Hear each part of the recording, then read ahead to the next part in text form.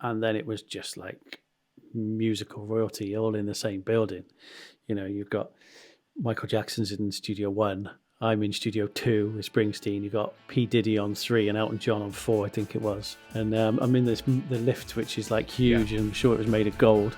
This posse all comes in, full of bling, everything. You hold the door open, and then this group of people walk in with one really tall guy in the middle, and the really tall guy in the middle is P. Diddy.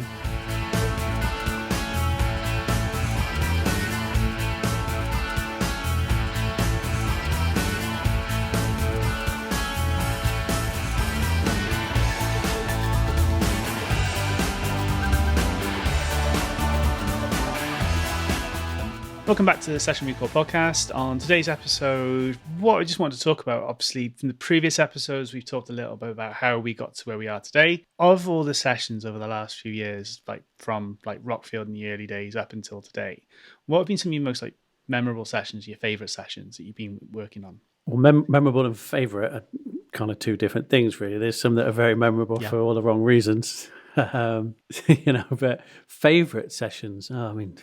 They're all my favourites, John. All of them. No, I guess there's the obvious ones. So and for obvious reasons. So what's the story? You know, massive record, iconic album, massive band, kind of changed everybody's lives, gave me a great career as well, changed my life as well. So that and Be Here Now, just as, you know, how insane and how massive that album was. But there's those few obvious ones, and the second Come In, have we talked about, and so that was one of my first, so it means a lot to me. Plus, it's an amazing album. Getting to meet those guys, being involved in, you know, another bit of music history there early on, like the Ash one that we talked about in 1977, just because how much fun it was and brilliant songs, and that's, you know, such a fantastic album. So we've kind of touched on those, I guess. But there's ones we maybe haven't talked about, which kind of like favourite sessions. I've worked with like Thunder for many, many years. Great friends of mine, great guys.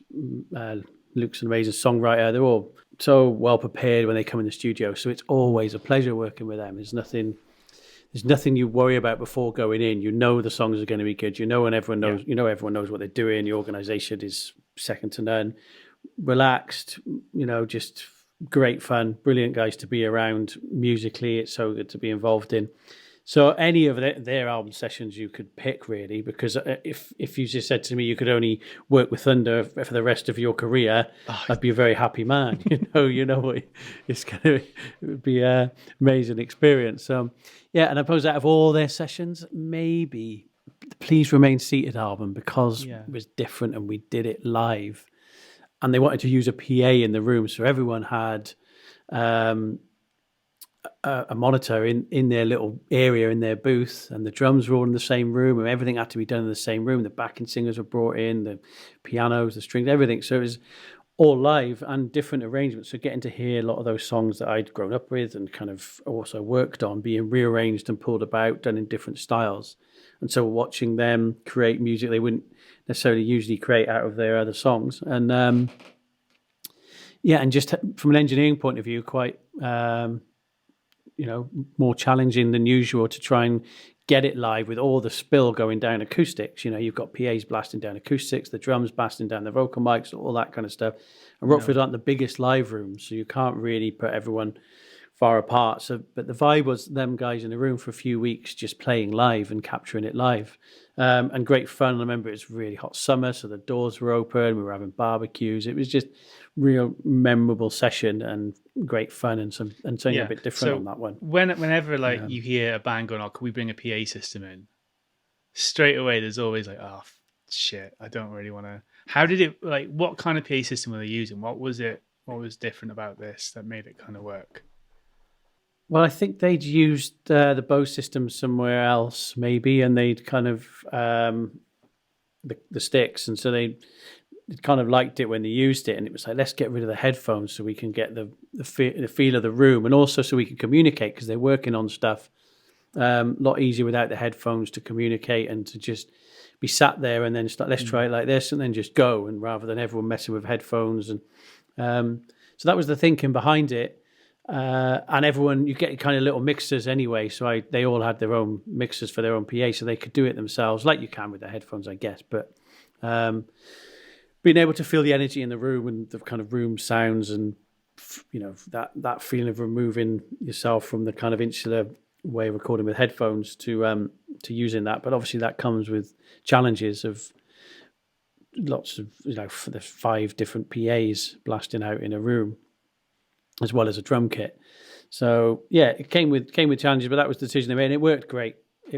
And then you build your mixes as you go along, and you incorporate all that spill and kind of frequencies into it, so you're kind of getting more of an overall picture, as opposed there's not much point really soloing your acoustic and getting a really great sound on the acoustic, because as soon as everyone else plays, it changes. So I would get the sounds up as a whole and kind of EQ it while listening to pretty much everything. I had through room mics up as well, so I had mics up in the corners, mic 67 in the center room on Omni. And yeah, so great fun to kind of be challenged like that as well. But you're working with a great band who can pull it off. And if a band's not tight and kind of all over the shop, and the drummer's smashing shit out of the cymbals constantly and playing too much all the time, then it would have been a lot harder, but made easier. One of the things with the live recordings in that sense is like, if one person makes a mistake, you have to think, is that bad enough? Is that acceptable that we can keep it in? It's not going to be too much of a problem, or do we need to do the whole take again? Because that's always one of the worries and stuff. So when they were recording, was it put a couple of takes down, have a listen, and like kind of figure out what needs to be done, or was it just like do a couple, move on? Yeah, they'd work on it, do a few takes of it, and then say, just tweak the arrangement a bit if it needed it, or the tempos or whatever. But I've worked with Luke. The first time I worked with them was 1996. So I was just studio assistant back then, and so I'd worked with them on and off for many years. And I think Luke is like the king of knowing when to leave things in and when to not fix mistakes. There's always maybe a bit of kind of preference from like some of the band maybe to try and fix something because to them it sounds a little bit imperfect, or that was slightly out there, or that I could have done that there. But he's definitely the king of knowing when to leave that stuff in, and he's always right. Because when you get the bigger picture, it doesn't matter some of those things. So especially with that album, there were times when you'd have this fantastic take and someone maybe did something they wouldn't usually do, but obviously if it works, Luke was there and would say, that's not going to matter at all, because by the time we do this or whatever, and time it's mixed like that, and that works because of this. So that's another great reason to have someone like that there when you're doing live stuff like that, is you can't, you could do it another 20 times, but you're not going to get a good a take with as good a feel.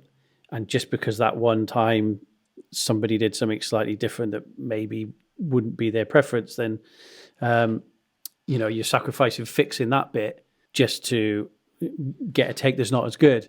You can drop in on those things. You can drop in. So I think maybe 1 or 2 times we would maybe get to an outro where there was a natural point to drop in, and then we would drop in and the then whole band together take from there. Yeah, usually, or I might edit takes together, but they would be live takes. You might edit, you might say, that middle section there.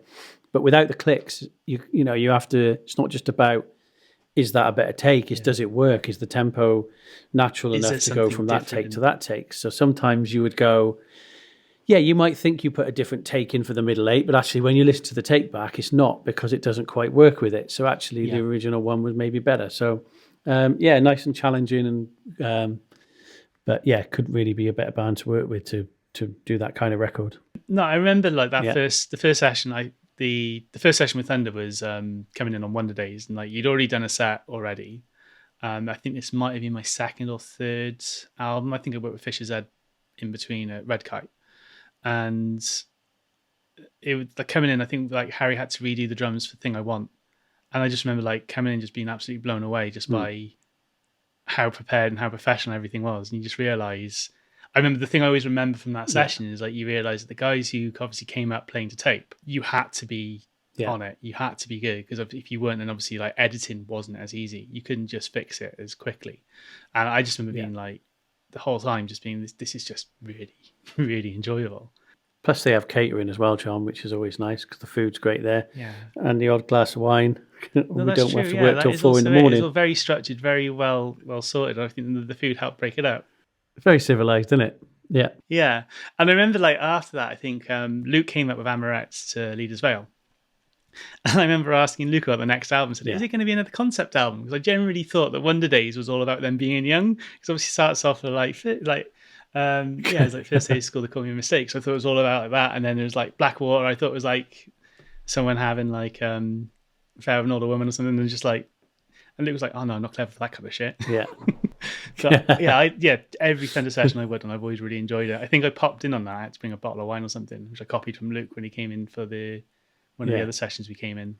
And then, so moving on to other sessions, I touched on it in the previous episode, but the Arctic Monkey session at Leeders Farm, brilliant. Again, they're playing live. I know it's only pre-production, but they'd kind of had a bit of a break from playing, so getting them in a room, getting used to playing together again, and just being around those guys who, the Humbug album, brilliant record, and watching them structure songs and write songs and helping them out with that and coming up with suggestions and trying to make the demo sound as good as possible, knowing they're going to Josh Homme, obviously, so and then working, and so getting to see those guys write, produce, and kind of develop their sound, develop their tracks, and just being blown away by them as a band and how well they played as well. So that was a great session to be involved in, especially at that time with them when they were kind of, well, they still are up there, but massive at that time.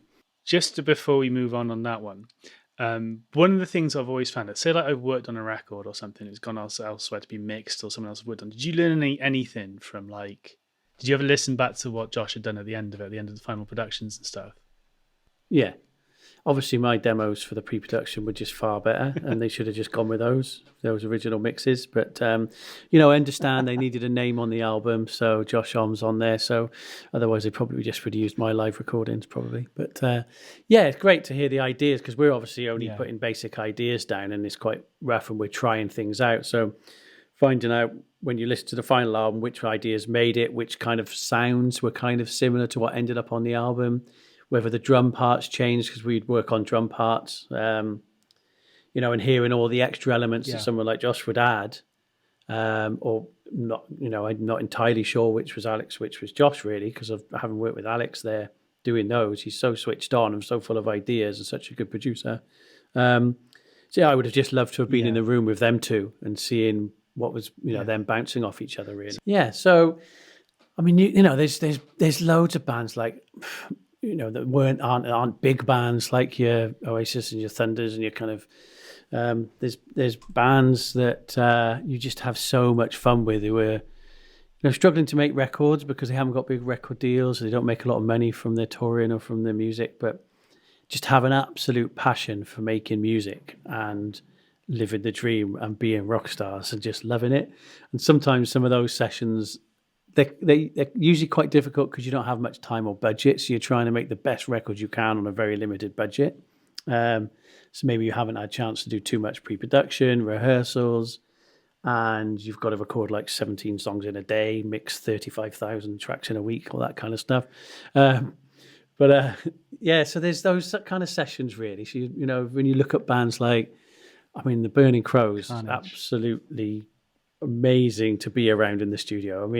So much fun, so much, a little bit of trouble, a little bit of mentalness going on. It's interesting when you see that kind of mentalness going on and it's not an Oasis or whatever, not a band who's got loads of money and loads of hangers-on and A-list celebrities around the place or whatever. It's just us and them and just having the time of our lives making an album, because it's absolutely the best thing that what could ever do is be in a studio with us guys making a record, making rock and roll and living the dream. And it's so infectious. They are comedy geniuses, especially Whips from Burning Crows, comedy genius.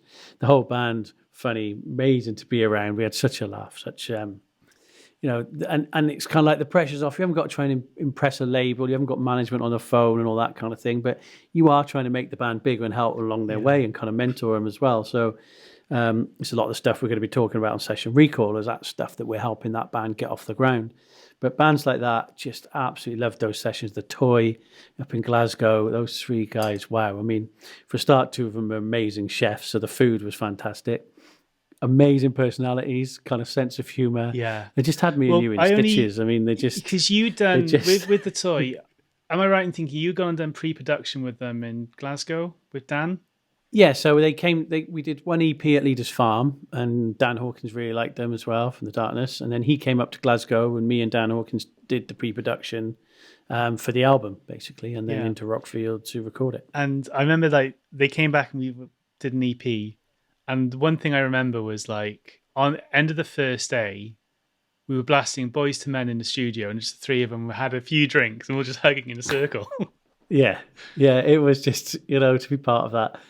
I mean, your sessions like that, when you meet guys like that, you just know you've just got friends for life. People you don't get to see very often because we all lead busy lives and we all live in different countries or whatever. But friends for life, and you can get back together and make another record, and it's just like that. It clicks, and it's like you've never been apart. And I can't imagine if they were doing a record not being involved, not making a record, and we've all remained friends ever since. No. It was just never a dull moment, was it? How those records get made when you spend so much time pissing about and doing pranks and going down the pub, and it's like, we've made a really good record. I just remember like on both of those sessions, I just remember laughing for probably about 90% of the time, just in stitches. And I remember like Whips, obviously, with Burning Crows, they were doing the Kickstarter. Was it Pledge Music, or what was it was doing Pledge, and obviously they'd done the campaigns to fund it, and so they had like people coming in and like staying at Rockfield with us on the session, and then like Whips would have to do updates, and we moved. I remember moving studios from Rockfield for the main drums and bits and pieces and the guitars, and then we're going to Giant Wafer to do the guitars and vocals. And Whips basically spent the entire video just doing Tom Jones impressions, and he did. It's so good. It's comedy genius. His YouTube, the YouTube footage of all that, it's all up there if anyone wants to watch the making of. He's funny, isn't he? Just that, he can keep up a Tom Jones impression for about 3 weeks before it starts to wear off. Literally, the other thing that happened then is that triggers then thinking about Estrella, the Christmas session, where I walk in the studio. I walk in the studio and everything I needed to use on the computer had been wrapped up in wrapping paper. So I think the speakers were wrapped up, the mouse was wrapped up, the computer and the keyboard is just like, oh, for fuck's sake. They were another one. Great band. And doing that kind of music as well. So they're living and breathing it and just loving it and being in a place like Rockfield and making that kind of music. Yeah, I mean, those sessions, and Maker, another great band who I had so much fun with making that record, partly at Leeders Farm, partly at Rockfield. Yeah, those bands, those rock and roll bands who, so good and make good records, just striving to get there, really. But lovely people, but just so much fun. And it makes it easier because I don't really drink on sessions, but all those ones we just mentioned, you end up drinking your entire way through it. And somehow you can manage to work with the hangovers and it not really bother you because they get you through each day with their humour. And it's and that positive vibe, their positivity and how happy they are to be there recording in somewhere like Rockfield, making music, and appreciative they are of it as well. It's just infectious, and it just it's amazing to make. Do you ever listen back to albums after you've done them long enough that you've forgotten like the process and stuff, and then literally you listen to a song and it triggers a memory that you've kind of forgotten? I was like, yeah, that happens. I can be listening to a song and I'm transported back. It happens with Oasis all the time. Yeah, loads of times I'll be listening. A playlist will come on, and the track that I worked on will come on, and it doesn't.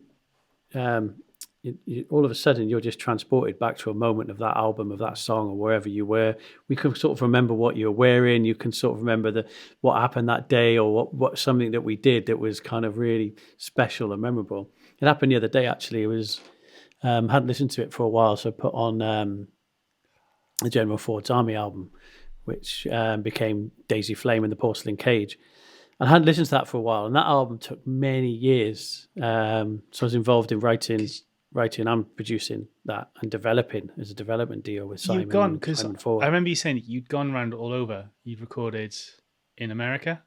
Oh, we recorded, up in Shropshire at his place, in Red Kite Studios, Leeders Farm Studios, sure other studios in England, Rockfield Studios, Leeders Vale, my house, in his garage, in a cupboard in Milton Keynes or somewhere, and then we went to America and we recorded in Avatar Studios in New York. We recorded, where else did we go? The Village Recorder in LA, That's which is it. actually my favorite studio of all time. Yeah, loved it there. Yeah, did stuff there. We did stuff in Paramount Studios in LA. Amazing experience. Like, we're really good friends.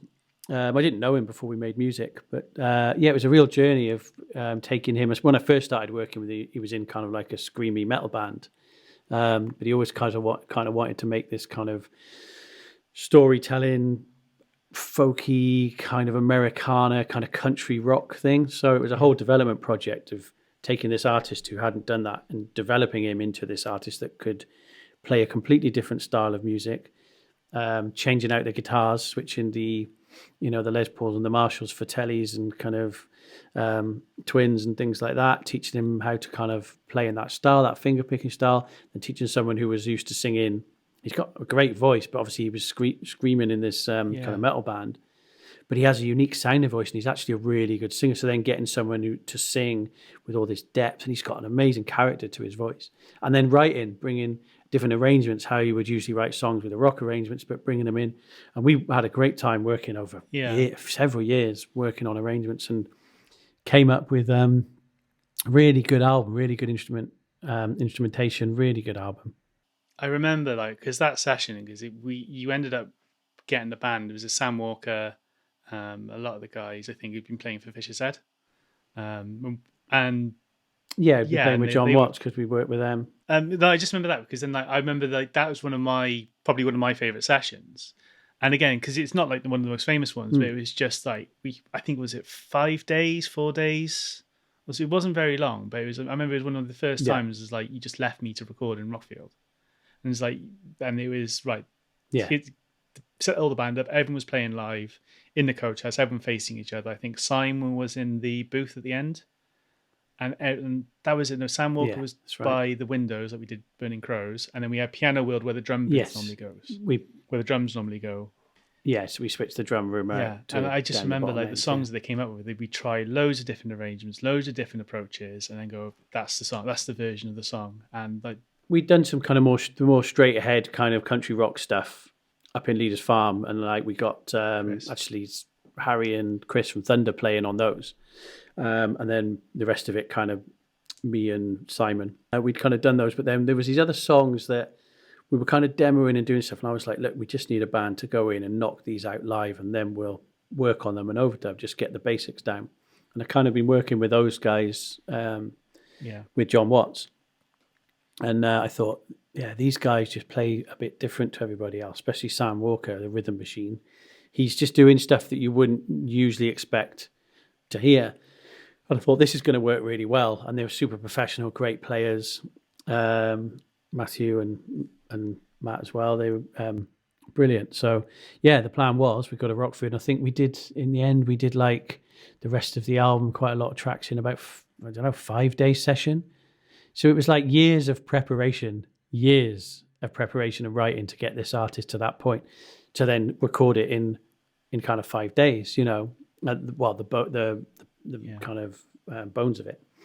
And then going off to different places around the world to kind of finish it off and add things. And then we got strings added and brass added. It's really good. And we tweaking the lyrics. And it's a really quite sad story actually that runs through the album. Yeah, that album should have had a lot more traction, should have had a lot more, kind of would have been great if there'd been some videos and kind of, stuff got released. But it didn't kind of ever get to that point, which is such a shame because he's such a fantastic artist, I think. Great sounding, unique voice and really nice songwriting style. And I think with him, with that band, actually, if they could have gone out live, would have been great. I'd love to see that.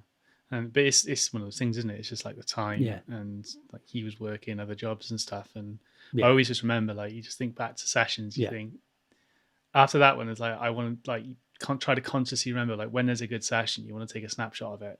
Like for me, for another one, it was a short one, but it was like Nile Deltas. I think they came in for 3 days. You mixed it. And again, they were all playing live and they just all really well prepared. Yeah, there's such a great feeling when a band's in playing live and it blows you away. And it's just, the hairs stand up and it's a different feeling to when you're kind of piecing an album together. There's moments where a band are just in that live room and just hit on something and you just go, wow, had it recently with a band called the Joy Hotel from Glasgow, absolutely blew me away, playing their album in its entirety with all the overdubs, all the sounds, so much pre-production gone into it, and then just walked in and just played it, and you're like, this is special. This is what you can't do in your bedroom. This is what places like Rockfield are made That's the for. thing. These moments about Rockfield. It's just like, it's one of the amazing things about it is it's got all these little rooms and bits and pieces where you can stick an amp in. You can set up and just live, and there's enough separation, or you can have it as lively or as dead as you want, and it always just sounds great. And I love sitting on sessions with other people just to see how they use the studio, because they might approach it in a completely different way. Yeah, it's good, isn't it? There's so many just options. Want to finish up. How did you, obviously, like on the credits, like I've been working with you for a while now. You got the Leeders veil on the website, like Nick Bryan, work with Nick. How did you end up with working with Bruce Springsteen? Yeah. Oh, well, I was about to come to that, John, because that's probably the biggest highlight. I mean, obviously, What's the Story is the biggest album, and I would always pick that one as probably the greatest album that I worked on. But my kind of greatest session, I just think, because it's something that you just don't ever get to do, is work with one of those absolute legends, and which Springsteen is. Bizarre how it came about. So I was working with a band from Philly called Murrah from Philadelphia, and Owen Morris was producing. We were doing the album in Rockfield, and the album went on. And kind of Springsteen had kind of got into that band on their previous album, and I think was a big fan of the band. And then they'd gone over for dinner. I think they'd maybe played with him as well, and they kind of hit it off. And so he was like, and they wrote about kind of similar subjects that he writes as well, and the kind of very earthy, kind of very down to earth, kind of working class heroes from similar backgrounds and all that. Lovely people. And they were making this record because they were big fans of Oasis. They wanted to kind of get the kind of bit of that attitude into their music, and they loved that whole 90s sound. Yeah. Plus there's two brothers in the band, quite volatile at times, but look, two amazing human beings. And that as the whole band were as well. But and so anyway, they had this connection with Bruce, and then Bruce was like, well, I want to be on the album, I want to play and sing on the album. I'd love to be involved. We were like, brilliant. And then for various reasons, I ended up being the producer on the album and finishing the album. So the last, all the overdubs and the mixes.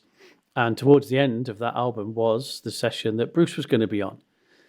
So I ended up, Bruce couldn't make it to Wales. So we ended up going to New York, and we went to the Hit Factory. So somewhere I'd always wanted to work. And we started off in the old Hit Factory, in the second studio maybe, with the Neve in there. And I loved that place because it was kind of like the 70s in there. It was all this vintage gear, the old Neve, and it was kind of a bit dark, and it had that vibe I was kind of used to of being in a coach house. Yeah, exactly. It was like the coach house. But of course, in a tower block on 54th Street in the centre of Manhattan. So she's got Studio 54 just down the road. And I was like only about 26 years old, so being in New York anyway, being in a big studio like that, and then knowing that the next day, like Bruce Springsteen's going to come along, and we're doing a session that week with Bruce, So the excitement. I mean, there'd been loads of stuff that went on in the lead up to that, which we won't go into now, John. We'll save that for the book. And book's nearly finished, John. We'll get there. Loads of stuff. So just the fact that the whole thing even came off, like the stress and the things I had to go through to make the Springsteen session happen were something else. And but I wasn't going to not let that happen, because this was a chance to, the producers were getting a chance to produce Bruce Springsteen on a record, okay, it's not one of his records, but it's the next best thing. And so eventually get there, and we're in, the Hit Factory, the old building. And it was brilliant. What a guy. He comes along, and we've got a wall of his Fender Twins, his hot rods, and he's got his tellies, and he's got his blonde there as well, his blonde telly. So you get him to play his guitars. His guitar tip was like, yeah, sure, man, have a go on all these. And then you're recording guitars with him, we're working on vocals, and in the evenings he'd take us to his favourite Italian. We'd have dinner, and he'd have a private room, and we'd have everyone would have their own server, champagne, amazing food in this steakhouse in New York that he always goes to. And Yeah, just brilliant. And he loved Dave Edmunds, and he said, "So you're from Rockfield?" So we kind of hit it off because he wanted to know all about Rockfield because he'd always wanted to go there and record there, but never had a chance. And he was a massive Dave Edmunds fan, and I think he'd played with Dave Edmunds, so he just wanted to know all about Edmunds and Rockfield and what it was like, and quizzing the band on Rockfield and stuff like that. So dinner conversations were ace, talking about all those sessions like that, and just. Everyone had so much respect for him, whether it was the people in the restaurant or people in the street. There was no minders or security. We walked from the studio to the restaurant. People would come up, "Hey, how you doing, Mr. Springsteen?" Shake his hand. "Hey, Mr. Springsteen, lovely to meet you, Mr. Springsteen." Just the respect the man had everywhere we went. And he'd kind of say to me, I was like, "Oh, he's done all these guitars. What does he, I'm going to have to play them all back now." And he just came, would come up and just like tap me on the shoulder and go, "You know what you're doing. Just use whatever you want. I trust you." And he'd go off, get a coffee, come back later, play it to him, and he'd go, yeah, right, we're ready to do some vocals on that one then. And brilliant time. But just the respect. Like I was in a studio, and in that studio, we moved then for mixing. And for mixing the Springsteen parts and the record, we moved to the new room, to the SSL room, further down the street. And then it was just like musical royalty all in the same building. You've got Michael Jackson's in Studio 1. I'm in Studio 2 with Springsteen. You got P. Diddy on 3 and Elton John on 4, I think it was. And like, get into the lift, and I'm in the lift, which is like huge, and I'm sure it was made of gold. And I'm in this lift, and then this posse all comes in, full of bling, everything. Holds the door open, and then this group of people walk in with one really tall guy in the middle, and the really tall guy in the middle is P. Diddy. And he's like, "Hey, man, how you doing?" I'm like, "All right, yeah, all right." And then the guy goes, "What number?" And I say number 2. And P. Diddy goes to me, "You're in with Mr. Springsteen." And I'm like, "Yeah, that's right." And he's like, "Cool, man. Yeah, cool. Nice." So then I get out too. I got to walk through about 40 of them to get out of the lift from the others. It's like, I think he just surrounded himself with like the shortest minders and posse he could possibly surround himself with. So he was really tall. But yeah, just the fact that he was like, he knew straight away you're in, if I'm going in there, then I must be in with Springsteen. Couldn't get near Jackson on the bottom floor, couldn't get anywhere near it. But yeah, what an amazing experience, 26 years of age, working with a great band, making a good record, and Springsteen's on the album. It's really funny as well, like just thinking about, obviously you mentioned about Dave Edmunds. I remember that time, it might have been on Wonder Days actually, and like Dave popped in to ask you to borrow some headphones, and you like Luke and Danny just at the back and go, "Yeah, is that?" I think Luke in the middle of a guitar, and he's kind of playing, and he looks up, and all he can think of, "That's Dave Edmunds. That's Dave Edmunds. Of course you can borrow headphones. Yeah, can I borrow some headphones?" Yeah, just randomly turned it. That happens. Like I've been in the session before, and like Robert Plant has just walked in and gone, "Oh, I've come to pick a table up from Kingsley." That's a really good story about just random things. I love that story about, like, was it Robert Plant buys a house in Monmouth and he rings up Kingsley, "Have you got anything I can borrow?" Yeah, any furniture to go, and he buys this really expensive house, then wants Kingsley to fit it. One place I wouldn't go for furniture is probably Kingsley's house. No. But, yeah, you never know who's going to pop in and what they're going to want, do you, when you're sat in Rockfield? And there's like the reaction, obviously, like Springsteen has, Thunder have, and then Whips like goes out drinking with Dave and invites him around the studio the next day, and he's too hungover. Like Dave was like, "I was going to pop in and see him." And he's like, "They're not here, they're all asleep." To Whips, it was just a drinking partner, Yeah, good times. But yeah, that's probably that's the pinnacle, isn't it? Where'd you go from being in New York with Springsteen, and what a guitar player, what a singer, what a human being. Yeah. So that's it for another episode of the Session Recall podcast. We have one favour to ask, and that is if you can leave us a rating and a review on the platform you listen to. We'd really appreciate it, and we'll see you all again next time. Cheers, guys.